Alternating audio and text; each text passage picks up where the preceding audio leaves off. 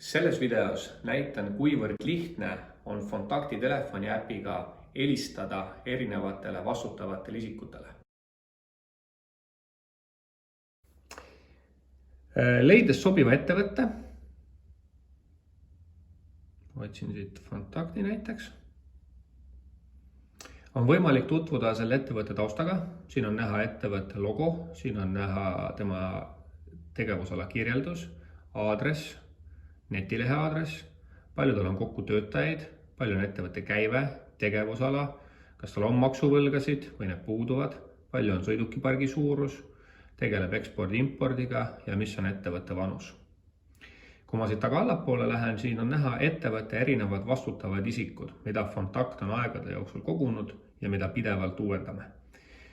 Siit otsides leiate endale sobiva isiku.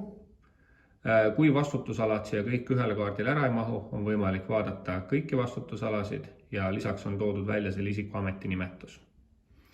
Kui sobiv isik on välja valitud, siis on võimalik talle väga lihtsasti läbi äpi helistada, klikkides helista. Siinkohal on võimalik vaadata soovitusi, kuidas kõne alustada. Me oleme siia sisestanud ja sisestame neid veel juurde.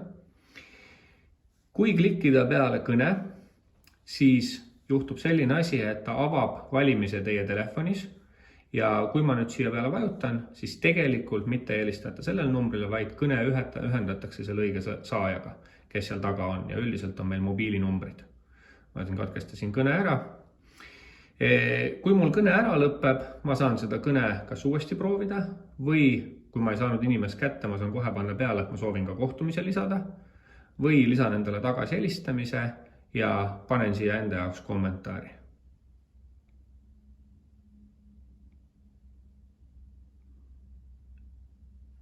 Nii, 50 minutit tagasi. Nii lihtne ongi.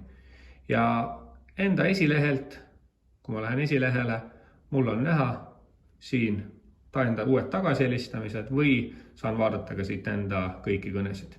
Kui ma nüüd tahan sellest tagasihelistamist lahti saada, klikin, kas ma teen uuesti kõne, märgin ettevõtte tehtuks või eemaldan tagasihelistamise või avan ettevõtte.